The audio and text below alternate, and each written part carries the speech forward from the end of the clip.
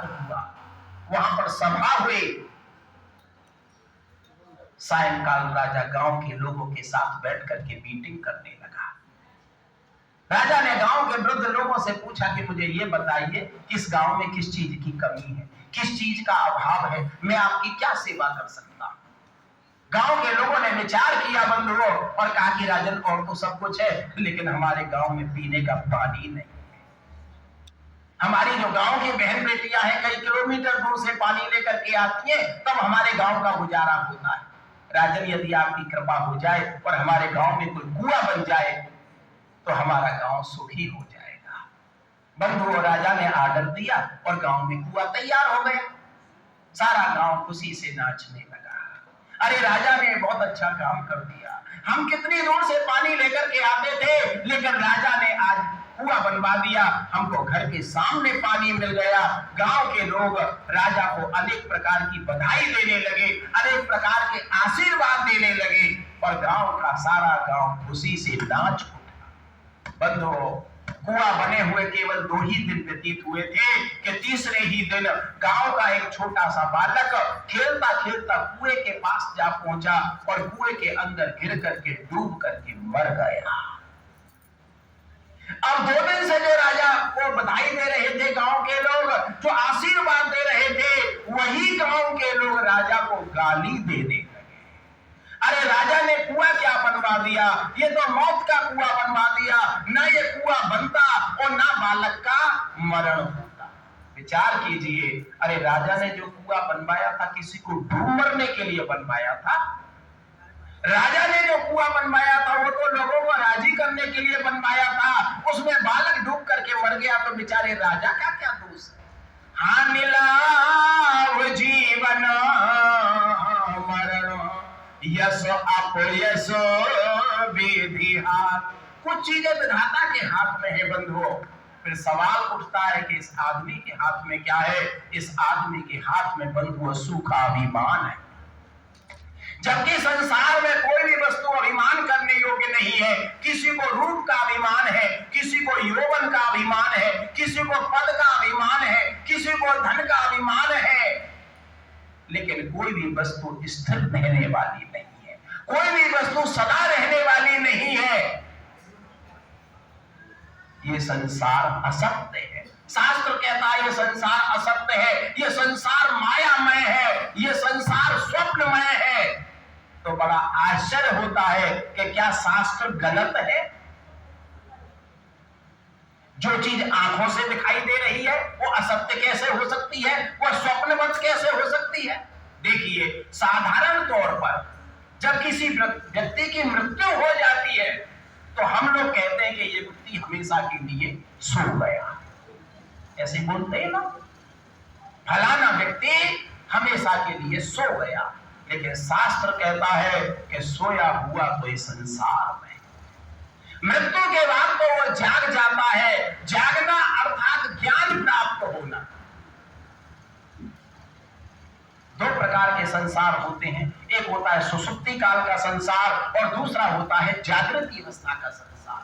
दोनों में यदि भेद है तो थोड़ा समय का, काल का भेद है। स्वप्न काल का जो संसार है, सुषुप्ति काल का जो संसार है थोड़ा अल्प समय का है और जागृति अवस्था का जो संसार है वो थोड़ा अधिक समय का है, जबकि दोनों संसार में कोई अंतर नहीं। देखिए, आप भी स्वप्न देखते हैं और मैं भी स्वप्न देखता हूं। स्वप्न अच्छे भी होते हैं और स्वप्न बुरे भी होते हैं। स्वप्न में आदमी हवाई जहाज की यात्रा कर रहा है, स्वप्न में आदमी विदेशों की यात्रा कर रहा है, स्वप्न में किसी की लॉटरी खुल जाती है, कोई प्रिय मिलन हो जाता है, आदमी बड़ा खुश होता है। और स्वप्न में कोई भूत प्रेत दिखाई दे जाए, कहने का मतलब कोई खराब स्वप्न दिखाई दे तो पंडित जी को पूछते हैं, पंडित जी बड़ा खराब सपना देखा है, इसका फल क्या है। लेकिन विचार करें कि वो स्वप्न का दुख और स्वप्न का सुख मनुष्य को कब तक सुख देता है, कब तक दुख देता है, जब तक वो सोया हुआ है। जागने पर उसको ज्ञान प्राप्त हो जाता है कि मैं जो कुछ देख रहा था ये स्वप्न था, ये असत्य था। लेकिन ऐसा ज्ञान कब होता है, जब वो जाग जाता है। जब तक वो सोया हुआ है तब तक वही सत्य है जो देख रहा है, क्योंकि वो सोया हुआ है। सत्य का ज्ञान कब होता है? जब वो जाग जाता है कि मैं कोई अमेरिका में नहीं घूम रहा था, मैं कोई हवाई जहाज में नहीं घूम रहा था, मैं तो बेड पर अपने बच्चों के साथ में सो रहा हूं, मैं जो कुछ देख रहा था ये स्वप्न था। ठीक उसी प्रकार से ये जागृति अवस्था का संसार है। हम जो कुछ देख रहे हैं वही सत्य है जो देख रहे हैं,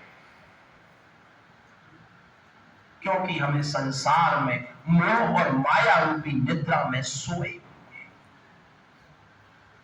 जब हमारी मृत्यु हो जाती है तो हम जाग जाते हैं, तब ज्ञान प्राप्त हो जाता है कि संसार में जो कुछ था ये सब असत्य था, ये सब मायामय था। तो फिर सत्य क्या है? सवाल होता है। राम नाम सत्य है, एक परमात्मा ही सत्य है, बाकी सब असत्य है। ये परमात्मा की सत्ता होने के कारण ये संसार असत्य होते हुए भी सत्य दिखाई देता है। आदमी कहता है ये मेरा है, ये मेरा है, ये मेरा परिवार है, मेरे बच्चे हैं, ये मेरे रिश्तेदार हैं, ये मिलने वाले हैं, ये चाहने वाले हैं, ये मेरे इष्ट मित्र हैं, ये मेरे करीबी हैं। विचार कीजिए, मैं और मेरा करते करते जीवन व्यतीत हो जाता है, जन्म से लेकर के मृत्यु हो जाती है। लेकिन विचार करेंगे तो ध्यान में आएगा, जिनको मैं अपना कहता हूं, जन्म से पहले ये सब कहां थे और इनके साथ में मेरा क्या संबंध था, और मृत्यु के बाद में ये सब कहां होंगे, इनके साथ मेरा क्या संबंध रहेगा। तो ज्ञान प्राप्त हो जाएगा कि जन्म से पहले भी मैं परमात्मा का था और मृत्यु के बाद भी मैं परमात्मा का हूं। जन्म और मृत्यु के बीच का जो समय है, इसी में मैंने मोह और माया रूपी जाल तैयार कर लिया और उसी स्वयं के जाल में मैं फंस गया। स्वयं के बनाए हुए जाल में मैं फंसा हुआ हूं। ये संसार असत्य है, सत्य तो केवल राम नाम सत्य है।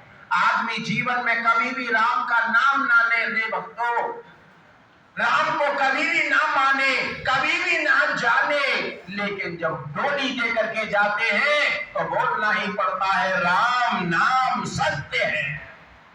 एक ईश्वर ही सत्य है, बाकी ये जगत असत्य है। एक मैंने शब्द का उपयोग किया है, मोह और माया। बार बार ये माया क्या चीज है, थोड़ा सा मेरे शब्दों पर ध्यान देना, मेरी तरफ ध्यान देना।